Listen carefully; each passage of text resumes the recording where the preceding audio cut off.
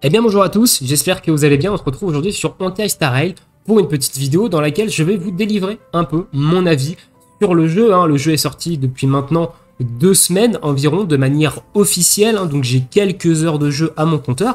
Et du coup dans cette vidéo, je vais vous délivrer un petit peu les points que je trouve négatifs, donc je vais vous dire pourquoi de mon point de vue c'est négatif, les points évidemment qui vont être positif, et en fin de vidéo je vous donnerai mon avis global et ce que je compte un petit peu faire sur le jeu. Est-ce que je compte continuer à y jouer, investir du temps, peut-être de l'argent, ou est-ce que je compte dans les jours prochains arrêter tout simplement le jeu. Donc je mettrai les timecodes dans la description si vous voulez passer d'une étape à l'autre de la vidéo. Et sur ce, nous on va commencer. Alors on va commencer avec 2 petites choses. Déjà pour commencer, c'est mon avis. Donc c'est une vidéo subjective, il y a des choses que je vais dire, vous serez peut-être pas forcément d'accord avec ça, parce que on n'a peut-être pas la même façon de voir le jeu, on n'a peut-être pas la même façon de consommer le jeu vidéo, tout simplement. Donc voilà, vous avez le droit d'avoir un avis sur le jeu, j'ai le droit d'avoir un avis également, mais du coup, l'avis que je vous délivre, c'est subjectif. Donc dites-moi dans l'espace commentaire, vous, est-ce que vous avez testé le jeu? Qu'est-ce que vous trouvez positif? Qu'est-ce que vous trouvez négatif également? Et deuxième chose, c'est développé par les développeurs de Genshin Impact. Enfin, c'est la même entreprise qui a fait Genshin Impact, donc Hoyoverse, qui a développé Honkai Star Rail. Donc on va retrouver quelques systèmes qui sont hérités un petit peu de Genshin Impact et pas forcément les meilleurs. Mais là où je veux en venir, c'est que je vais essayer au maximum d'éviter de faire une comparaison tout simplement des 2 jeux. Voilà, les 2 jeux, dans le fond, proposent une expérience totalement différente. L'un est un action RPG monde ouvert, l'autre est un RPG tour par tour. Voilà, donc il y a 2 expériences différentes, donc la comparaison, des fois, elle n'a pas lieu d'être. Donc je vais prendre quelques exemples dans Genshin Impact pour appuyer des fois certains propos sur des choses qui sont similaires à Genshin Impact, ou du moins qui s'en rapprochent. Mais je vais essayer au grand maximum de ne pas faire de comparaison bête et méchante entre les 2 jeux, parce qu'au final, les 2 jeux sont 2 propositions différentes. Écoutez, on est parti, on va commencer par les points négatifs. Et premier point négatif, pour moi, dans le jeu, c'est au niveau du système d'invocation. Alors on est dans un gacha game, donc il y a un système d'invocation classique, évidemment. Celui-ci d'ailleurs hérite de celui de Genshin Impact. Et pour moi, le point négatif dans ce système d'invocation, c'est le système de personnages temporaires. Ce que je trouve négatif avec ce système de personnages temporaires, c'est que ça va apporter de la frustration. On a ici des personnages qui vont être là pour une durée de 3 semaines, donc une bannière avec un personnage mis en avant, personnage temporaire. En ce moment, c'est Sealy, le premier personnage. Dans 8 jours et 1 heure, on aura Jing Yuan, donc le deuxième personnage limité du jeu. Et du coup, si vous n'invoquez pas Sealy pendant sa bannière, vous n'avez ensuite aucune façon d'obtenir le personnage avant que celui-ci revienne en bannière. Et ça peut prendre des mois / des années. Si je prends un exemple sur Genshin Impact, le personnage de Eula, par exemple, dans Genshin Impact, n'est pas revenu depuis 1 an et demi, voire plus. C'est énorme, pour ceux qui veulent absolument Eula.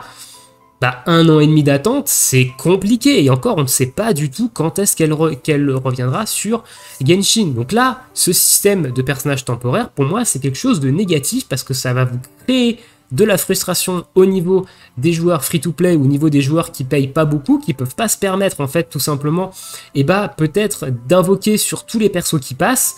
Donc du coup ils vont se dire je vais attendre un rerun, sauf que le perso il va revenir dans plusieurs mois. Entre temps il y aura d'autres persos et du coup ça va être compliqué d'économiser, ça va créer de la frustration parce qu'ils n'ont pas invoqué dans l'attente que leur personnage revienne. Et voilà, et petit à petit c'est un système qui veut vous pousser tout simplement à l'achat.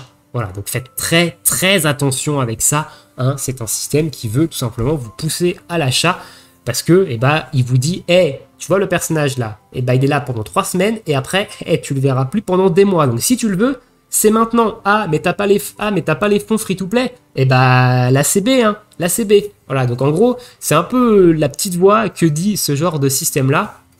Et pour moi, c'est négatif parce que j'aurais aimé qu'ils retravaillent un petit peu leur système d'invocation pour Honkai Star Rail et qu'ils nous proposent peut-être autre chose. Peut-être que les personnages passent dans la bannière permanente ou qu'il y ait, je sais pas, une rotation définie de persos. Enfin, voilà. Après, Au niveau marketing, c'est pas intéressant pour eux de vous dire quand est-ce que les personnages reviennent, hein, attention, voilà, on reste sur un gacha game, hein, leur but c'est de se faire de la thune, faut pas se mytho, mais voilà, je trouve que ce système de personnages temporaires crée de la frustration et je le trouve mauvais et j'aurais aimé qu'ils retravaillent un petit peu ça. Ensuite, passons sur le deuxième point négatif, mode de jeu. Mode de jeu, on va parler ici des salles oubliées, qui sont l'équivalent des abysses dans Genshin. On a une première partie mémoire qui a 15 mémoires, du coup, et ensuite on débloque les mémoires du chaos, qui sont des mémoires qui vont se réinitialiser toutes les 2 semaines pour nous offrir les récompenses toutes les 2 semaines. Sur le papier, c'est cool. Le problème étant qu'ils nous ont remis, une fois de plus, un DPS check qui est dégueulasse et qui est à vomir. C'est quelque chose que je déteste en règle générale, les DPS check, parce que ça nous enferme dans, entre guillemets, une méta où seulement certains trucs peuvent être à la limite viables. Et sur Genshin, j'en avais un petit peu marre de devoir courir après le temps, de devoir me dépêcher, de devoir DPS un maximum, etc., de bourriner mes touches et de perdre tout simplement en stratégie. Et là, on est dans un tour par tour. Et je trouve que le système de DPS check, donc là, avec ces deux étoiles-là, en fait, on va vous demander de faire le combat en moins de tours possible, hein, donc d'aller le plus rapidement possible de buter, en fait, tout simplement, les 2 boss le plus rapidement possible. Donc c'est un DPS check, tout simplement. Et dans un tour par tour, je trouve pas ça compatible. Voilà. Je trouve pas ça compatible parce que dans un tour par tour, on aime bien faire du team building, faire des teams un petit peu particulières, genre à base de tanking, de heal, peut-être des teams qui vont venir gratter sur le temps avec des dots, etc. Enfin, il y a pas mal de trucs qui sont possibles, qui sont fun à faire dans un tour par tour. Et là, le problème, c'est qu'on nous impose, avec cette limitation de tours, on nous impose de faire des teams qui vont venir bourriner, qui vont venir taper. Et c'est dommage, c'est quelque chose que j'aurais aimé ne pas voir dans Honkai Star Rail. Et les DPS check, je trouve ça dégueulasse. Voilà. Je trouve pas ça fun et j'aurais aimé peut-être à la place de ces étoiles, ils auraient pu nous mettre des contraintes. Ils auraient pu nous mettre, ne pas utiliser de personnages de type préservation, ne pas utiliser de personnages de type chasse, par exemple, et nous faire un petit peu, nous faire réfléchir sur notre team building. Ah, je peux pas utiliser de chasse ici, du coup, faut que je trouve un autre DPS, etc. Comment je vais faire? Ça aurait été peut-être plus intéressant qu'un vieux DPS check dégueulasse où il vous demande, faut aller vite, et en plus de ça, faut pas avoir plus d'un mort. Voilà, c'est pas vraiment des objectifs intéressants. Voilà, donc ça c'est le deuxième point négatif au niveau des salles oubliées, hein. Donc ça c'est, je trouve ça dommage. Je trouve ça dommage, j'aurais aimé qu'on hérite qu'on n'hérite pas de ce DPS check de Genshin, c'est vraiment dommage. Voilà, donc grosso modo pour les points négatifs, j'avais que ces deux-là, hein. Après c'est des petits points négatifs, c'est vraiment du chipotage au niveau du jeu. Alors, s'il y en a peut-être un troisième, on pourrait parler du contenu qui est, de mon point de vue, peut-être un peu vide, hein, globalement, même si on va voir qu'il y a des modes de jeu, enfin notamment un qui est vraiment très intéressant au niveau du jeu. Globalement, je trouve que ça manque un peu de contenu, ça manque de matière, c'est un peu vide.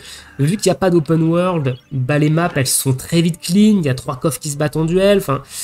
Voilà, globalement, je trouve que ça manque de quelque chose et j'ai un petit peu peur pour le contenu des mages. Là, on est parti sur 6 semaines, hein, on n'aura pas de mise à jour de contenu avant encore 4 semaines là.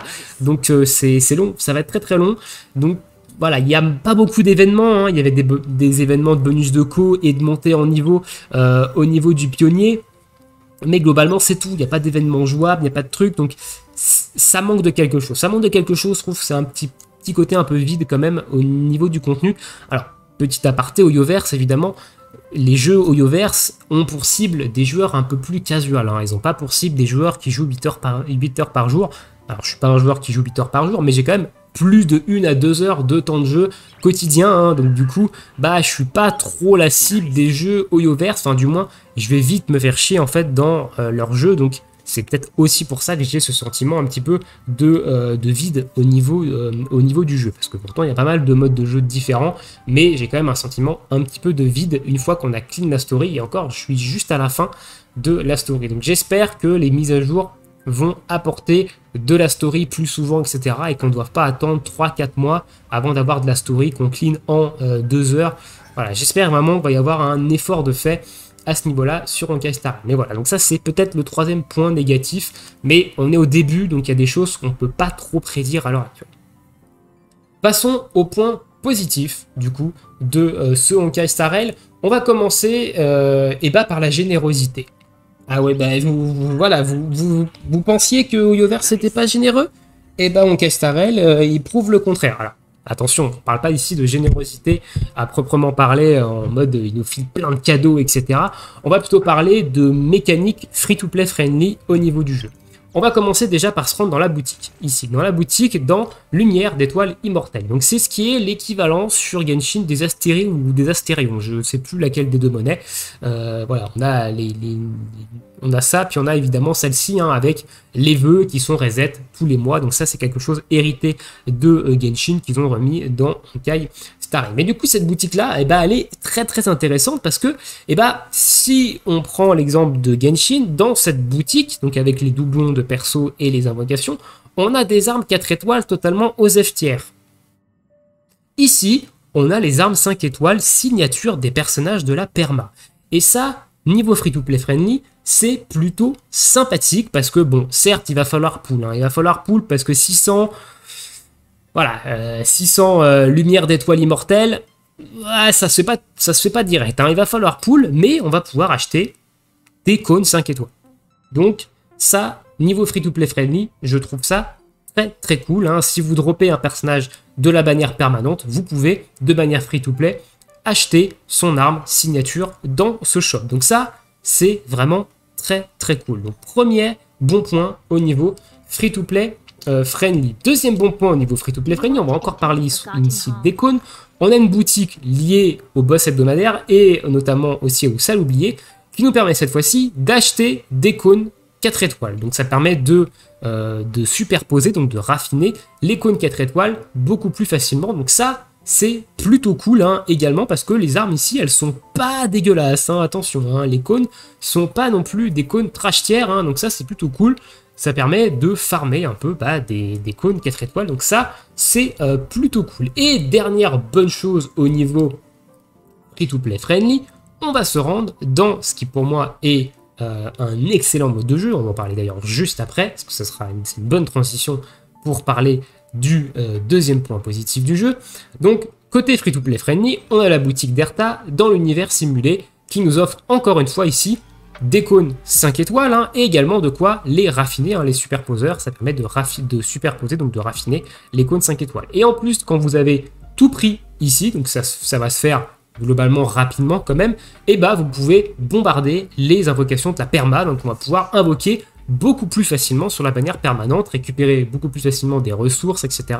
pour aller derrière acheter dans la petite boutique où il y a les armes signatures des persos. Donc ça, c'est plutôt cool, et ce mode de jeu, du coup l'univers simulé, va venir se réinitialiser, enfin va avoir des récompenses qui vont se réinitialiser toutes les semaines, et ces récompenses-là, elles vont évoluer en fonction de votre évolution au niveau du jeu. Au début, vous êtes à 3500 points, vous avez certaines récompenses. Une fois que vous passez à 5000 points comme moi, vous avez d'autres récompenses, et notamment les jades stellaires augmentent. Hein, ici, je crois qu'on devait avoir environ 80 ou 85 jades stellaires au palier 3500. Là, on en a 105. Donc c'est plutôt cool, on a surtout ça, x4, les immersionneurs, un immersionneur c'est l'équivalent de 40 puissance de pionnier, hein. La puissance de pionnier c'est l'équivalent de la résine sur Genshin, donc on en a 4, donc 4 x 4, 16 évidemment, donc c'est l'équivalent de 160 puissance de pionnier, donc c'est plutôt cool, et on a d'autres évidemment récompenses intéressantes, un pool sur la perma, des objets, des crédits, des objets pour évoluer les artefacts, le petit objet pour acheter dans la boutique d'Erta, etc. Donc ça se reset toutes les semaines, donc de manière free-to-play, enfin c'est quelque chose de très free-to-play friendly, je trouve. Enchaînons maintenant sur le deuxième point positif, ce mode de jeu. Voilà, l'univers simulé pour moi c'est le gros point positif d'Honkai Star Rail, c'est le truc le plus fun du jeu. Honnêtement, je suis extrêmement déçu qu'ils aient pas mis un mode de jeu pareil dans Genshin Impact, ça aurait ramené vraiment pour moi ce qui manquait au jeu. Mais là, l'univers simulé, c'est vraiment très intéressant parce que, outre les récompenses hebdomadaires qui sont cool, la boutique qui va vous permettre d'acheter des armes 5 étoiles qui sont également cool, toutes les récompenses qu'il y a à les récupérer en complétant l'index des bénédictions, l'index des bizarreries, etc. Donc pas mal de jets stellaires à aller se faire. L'arbre de compétences qui est stylé, hein, qui va vous apporter des bonus dans le mode de jeu. Et bah le mode de jeu en lui-même, il est plutôt cool. Il est plutôt cool parce qu'il apporte une bonne difficulté. Honnêtement, on peut faire différents builds avec les différentes bénédictions qui vont venir embellir un petit peu votre team. Vous pouvez faire des trucs vraiment très fun et c'est vraiment très bien. Et on peut le farmer un peu à l'infini. Vous avez 100 runs par semaine, je crois, où vous pouvez récupérer évidemment ces récompenses-là, hein, qui sont plutôt cool sur les boss. Donc voilà, c'est plutôt un bon point positif, cet univers simulé.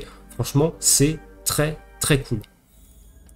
Ensuite, passons au point positif suivant, l'évolution des persos. Alors, l'évolution des persos, je trouve que c'est quelque chose de très intéressant parce que ça ne se limite pas, quand on monte en niveau, à juste bêtement augmenter le niveau des compétences. On va avoir l'arbre de trace, ici, qui va nous débloquer au fil de l'évolution de notre personnage, donc de la montée en niveau, des différents passifs. Donc on va avoir 3 capacités bonus qui vont venir peaufiner un petit peu le gameplay du perso, et ça c'est très intéressant.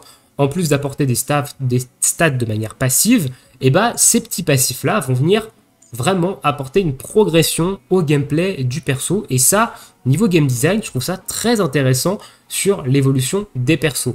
Les cônes de lumière, donc les armes, elles sont pas juste là pour les statistiques. On va beaucoup regarder le passif d'un cône en fonction du build qu'on veut faire sur tel ou tel personnage. Donc les cônes 3 étoiles, il y en a beaucoup qui sont très intéressants parce qu'ils sont faciles à superposer et ils ont de très bons effets. Donc ça également c'est très cool parce que bah on va pas chercher à jouer que des armes 5 étoiles.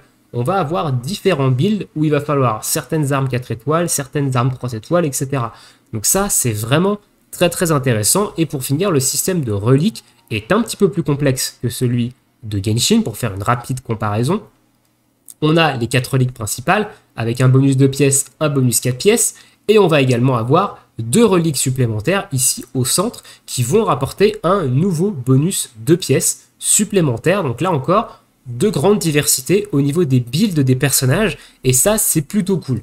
Les Eidolon, c'est l'équivalent des constellations côté Genshin, donc ça va venir encore une fois rapporter de la puissance à votre perso, mais je trouve qu'on a déjà une bonne évolution au niveau du perso et un bon building, un bon theorycraft à faire, rien qu'avec les cônes, les reliques et avec l'évolution au niveau des traces. Donc ça c'est très intéressant, l'évolution de perso, je trouve que c'est un très bon point positif également dans le jeu.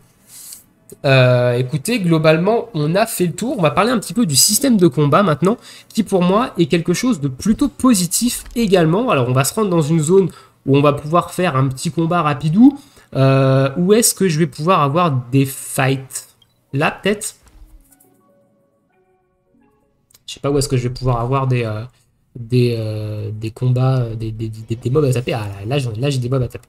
Là j'ai des mobs à taper. Donc là, le système de combat, déjà, on va voir qu'il y a des choses qui sont très intéressantes. Alors déjà, quand on approche des ennemis, on voit les faiblesses qu'il y aura dans le combat, et on peut engager le combat en tapant avec un personnage de la faiblesse. Ici, j'ai mon personnage principal qui est en build de préservation, donc de type feu. On voit qu'il y a une faiblesse feu ici, donc je vais engager le combat sur la faiblesse feu. Et on voit faiblesse. Ça veut dire que dès l'entrée du combat, je vais avoir, boum, un avantage. Ici, par exemple, je vais break un petit peu sa barre de rupture. Le système de combat, pour moi, il est plutôt très quali. Alors, la première chose que j'aime dans le système de combat, c'est le système de points de compétences. Donc, on va avoir jusqu'à 5 points de compétences mutualisés entre tous les personnages. Et nos compétences, elles ne sont pas verrouillées derrière un temps de recharge avec des tours. Ici, on va pouvoir vraiment jouer et affiner le gameplay en fonction de ces points de compétences. Donc on en récupère une quand on fait une attaque basique, on en utilise un quand on fait une compétence, et on va pouvoir se dire, ah, alors là, j'ai 4 points de compétences en ma possession. Avec ce personnage-là, je vais faire une attaque basique. Avec celui-ci, je vais plutôt faire une compétence, etc. Donc on peut un peu manager ces points de compétences en fonction du combat, de comment se déroule le combat et de ce qu'on veut faire avec les persos. Donc ça déjà, c'est un premier très bon point. Donc là, je vais faire ma compétence sur mon DPS. Voilà. Ici, j'ai le choix entre faire mon attaque basique ou mon attaque normale. Donc là, j'ai décidé de faire mon attaque, ma compétence, parce que si je cible ce monstre-là, j'ai une faiblesse électrique et on voit que je casse littéralement la barre de bouclier du mob. Je vais faire un effet de rupture, là, qui va le tuer, parce que ça fait des dégâts supplémentaires. En plus de ça, donc ça, c'est une deuxième mécanique que je trouve intéressante, ce système de rupture, dans lequel il va falloir taper avec le bon élément pour casser le bouclier, appliquer des effets supplémentaires, etc. Donc c'est une mécanique de combat plutôt cool également, sachant que vous ne cassez pas la barre à 100% à chaque fois. Hein. Sur certains ennemis, vous cassez un pourcentage de la barre. Ici, je vais utiliser la compétence de mon personnage principal, et ici, j'ai l'ultime de mon personnage principal qui est up. Dans la plupart des jeux tour par tour, il faut que vous vous attendiez que ce soit au tour de votre personnage pour claquer l'ultime. Ici, dans Honkai Star Rail, et c'est ce qui ramène pour moi du dynamisme au système de combat et ce qui est vraiment très cool, c'est le fait que là, je claque mon ultime, ça switch instantanément sur le personnage, et en gros, je peux claquer mon ultime à n'importe quel moment du combat, quand il est up. Donc là, je vais le lancer. Les animations sont plutôt jolies. Alors là, je suis en accéléré, donc c'est normal que ça va vite. Mais voilà, donc là, et ensuite ça revient sur le personnage précédent, ou ça revient sur l'ennemi précédent, si jamais c'était au tour d'un ennemi de jouer au moment où j'ai claqué mon ultime. Donc là, je vais finir le combat. Ensuite, j'ai une deuxième vague qui se pointe ici, et du coup, on va se finir le combat tranquillement. Donc là, je vais attaquer, ok, il me cible. Ici, je vais utiliser la compétence de mon personnage. J'ai son ultime qui est up, je vais le claquer d'ailleurs instantanément. Hop, boum. Pas mal de dégâts, et ensuite voilà, on va terminer le combat. Bon là c'est des petits mobs, hein, c'est dans la première zone, c'est pas non plus folichon, mais voilà pour moi le système de combat, je le trouve également très intéressant parce que c'est pas juste un bête tour par tour, on a un petit peu de dynamisme qui est venu, on a une bonne gestion avec les points de compétence que je trouve intéressante, et on a surtout ce système d'ultime qu'on va pouvoir lancer à n'importe quel moment du combat, on va pouvoir cut des tours ennemis avec, etc. Donc ça ramène évidemment de la stratégie au combat. Voilà, globalement, j'ai fait le tour des points positifs que je trouve sur Honkai Star Rail. Je vais vous donner maintenant mon avis global. Alors, c'est une bonne surprise, honnêtement. Honkai Star Rail, je devais pas spécialement y jouer de base. J'étais pas mal sur Summon War Chronicle, j'avais pas trop le temps, etc. Et il y a pas mal de personnes dans le staff Genshin Impact France qui parlaient du jeu. Et du coup, il y a eu une baisse un peu d'activité sur Summon War Chronicle et je me suis dit, je vais le tester, voilà, je vais pas faire le vieux con non plus, je vais quand même tester le jeu pour me faire un avis, et c'est une bonne surprise, il y a pas mal de mécaniques que j'aime beaucoup au niveau du jeu. Néanmoins, j'ai quand même, comme je vous ai dit un peu plus tôt dans la vidéo, j'ai un petit peu peur du contenu des mises à jour. Et c'est là où je vais vous donner un petit peu mon ressenti sur ce que je vais faire pour la suite du jeu. Voilà, à l'heure actuelle, je vais faire le contenu que propose le jeu. Je vais attendre la première mise à jour du jeu, donc la 1.1. À savoir que moi, j'ai pas invoqué sur la bannière de Silly, j'attends la bannière de Jinguan, un personnage que je trouve vraiment méga stylé. Alors voilà, et du coup, je vais attendre la 1.1. Et globalement, si la 1.1 ne me satisfait pas en termes de contenu, que je trouve ça un peu léger, et que je me dis on risque de se faire rapidement chier sur le jeu, il y a de très fortes chances que j'arrête Honkai Star Rail et que je ne donne pas plus de mon temps au jeu. Voilà, j'ai pas envie de recommencer l'expérience que j'ai eue avec Genshin Impact, où c'est quelque chose qui m'a fait arrêter le jeu, hein. C'est l'une des raisons pour lesquelles j'ai arrêté Genshin Impact, hein. C'est le manque de contenu des mises à jour, hein, les mises à jour où on se fait chier pendant 6 semaines, c'est vraiment très très long, et du coup j'ai pas envie de réitérer la même expérience avec Honkai Star Rail, même si le jeu a de bonnes choses, le manque de contenu aujourd'hui, pour moi j'ai du temps de jeu, donc j'ai pas forcément envie de jouer à un jeu dans lequel je m'ennuie pendant très très longtemps, et dans lesquels il faut attendre et encore attendre pour avoir du contenu, pour avoir la suite de l'histoire, pour avoir machin, etc. Voilà, je suis pas assez fanboy en fait de l'univers pour ça, donc je vais attendre le contenu de la mage 1.1. Si le contenu ne me satisfait pas de la mage 1.1, malheureusement, je ne donnerai pas plus de temps à Honkai Star Rail. En plus de ça, il y a Diablo 4 qui sort dans un peu moins d'un mois. Donc, je vais avoir du pain sur la planche avec Diablo 4. Donc, on verra à ce moment-là ce que donne Honkai Star Rail. Voilà ce que je peux vous dire sur Honkai. Alors, je ne compte pas mettre d'argent dessus, hein. Voilà, je vous le dis ici, je suis free to play. Je ne compte pas mettre 1 euro au niveau de Honkai Star Rail, même pas une faveur, même pas un battle pass, rien du tout. Free to play jusqu'à la moelle.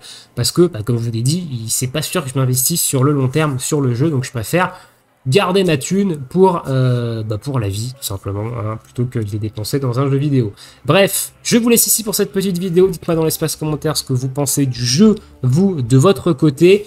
Et on se retrouve, nous, bientôt pour de prochaines vidéos. Je vous souhaite à tous bonne journée ou bonne soirée. Et à bientôt. Ciao, ciao.